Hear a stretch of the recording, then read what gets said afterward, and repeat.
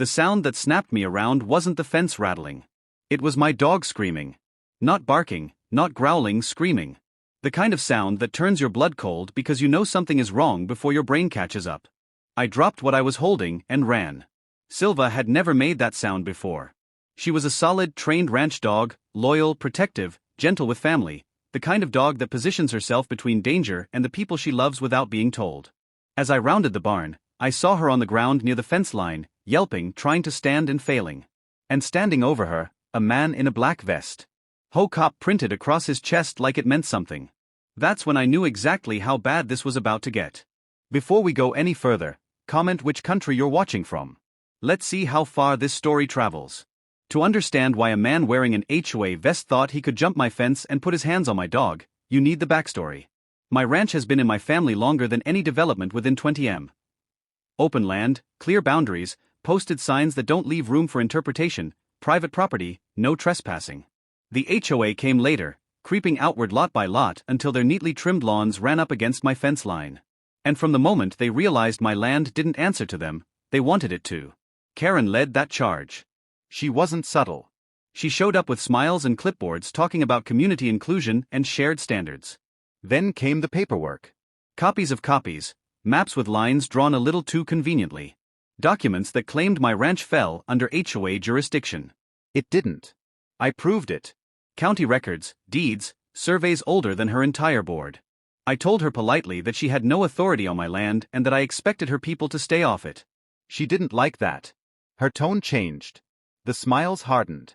She started saying my ranch was a liability, that my fencing was non-compliant, that my livestock and dogs were safety risks to the community.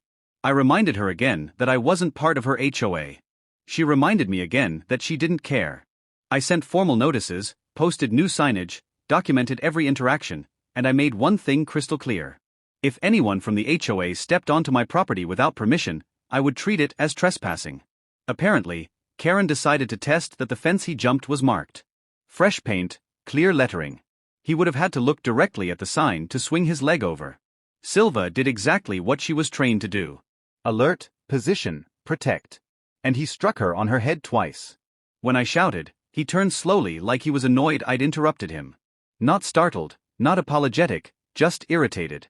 Your dog is in violation, he said, gesturing down at Silva like she was an object. Aggressive behavior.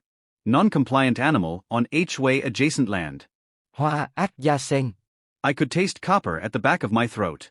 You jumped a posted fence, I said, stepping closer. You trespassed. You struck my dog, he puffed his chest. I'm authorized to enforce standards. I looked at Silva again at the way she tried to stand and couldn't. Her head bleeding. That was the moment something inside me locked into place. Because this wasn't about paperwork anymore. This wasn't about boundaries on a map.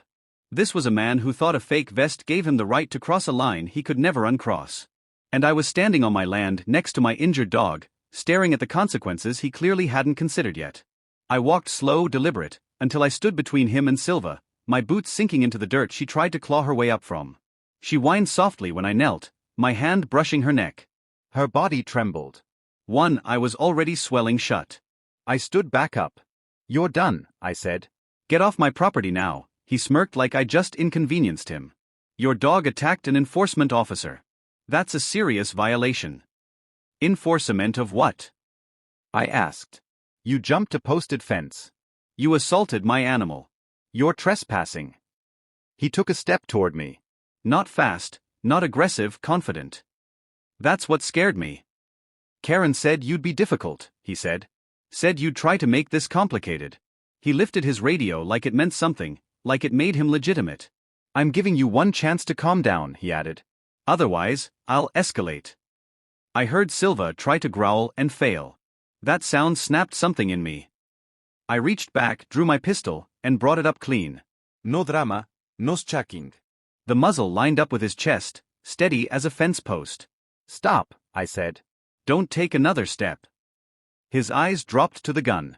For the first time since I'd arrived, his confidence flickered. You can't threaten me, he said, but his voice cracked on the last word. I'm not threatening you, I replied. I'm ordering you to leave. He laughed again. Short, sharp. You won't shoot. You ranch guys never do. He took another step. That was the mistake. I fired twice. Not wild. Not panicked. 2 controlled shots center mass the way you're taught when there's no room left for negotiation. He went down hard, hitting the dirt beside the fence he'd climbed like it had betrayed him. The radio skidded away. The vest soaked dark. Silva startled at the sound, then went still. I kept the gun trained on him, backing away until I could kneel beside her again. She licked my hand once, weak like she was checking I was real. I pulled my phone out with my free hand. 911, I said when they answered. I need deputies and medical. Armed trespasser shot. My dog is injured. Sirens answered me before I finished the address. Cause of the gunshots.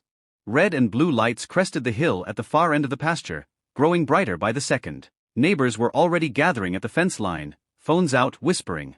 I set my pistol on the ground, stepped back, and raised my hands as the first cruiser skidded to a stop. Deputies poured out. Commands echoed. The man on the ground groaned, trying and failing to move. I looked down at Silva, then back at the fence, the sign still hanging there in plain sight. Private property, no trespassing. And as the deputies closed in, I knew this wasn't just about what happened to my dog. It was about what Karen had set in motion and what was about to come crashing down on her next. If you're enjoying this HOA story so far, like and subscribe because the story is only going to get better. The deputies moved fast. 2 units stacked on the downed man, weapons trained, voices sharp and controlled. Another pair rushed to Silva, one of them already calling for a vet unit as he tore open a medical kit. Someone else cuffed the HOA cop's wrists as he groaned in the dirt. The vest that once gave him confidence now heavy with blood and lies. I stayed exactly where I was, hands visible, calm, steady, because when you're right, you don't have to run. A lieutenant I knew stepped up, eyes flicking from the fence line to the sign to the man on the ground, then to me. Walk me through it, he said. So I did. The posted property, the fence, the trespass, the assault on my dog, the warnings, the shots, no embellishment, no excuses. They photographed everything. The sign, the fence, Silva's injuries, the radio, the fake credentials tucked into the man's vest. One deputy shook his head as he pulled out a laminated card stamped with a made-up seal. Criminal impersonation, he muttered. That's not even a good fake. An ambulance took the HOA cop away under guard, alive, conscious, arrested. Karen didn't show up right away, but when she did, it was spectacular. She came tearing down the access road in an SUV, clipboard still in hand like it could save her. She started shouting before she even got out of the car about liability, about violations, about how this was all unnecessary. Then she saw the uniforms, real ones, county badges, state patches, body cams blinking red, her voice faltered. She tried to talk her way out of it, claimed she'd only asked for a compliance check, said she never authorized force, never told anyone to cross a fence. That lasted about 30 seconds because one of the deputies had already recovered her emails. The messages telling him to handle it. The texts calling Silva a dangerous animal. The note that said, if he resists, document non-compliance. The lieutenant read them out loud. Karen went pale. By sunrise, she was in cuffs, too. The investigation didn't take long. The HOA cop was charged with felony trespassing, animal cruelty, aggravated assault, and criminal impersonation.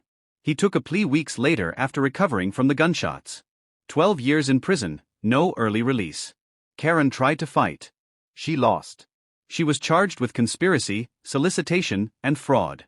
She got 20 years in prison and civil damages stacked so high they took her house to pay them. The HOA board dissolved within a month. New bylaws were written by the county, and my ranch was formally and permanently excluded. Silva recovered, scarred but strong, still protective, still mine.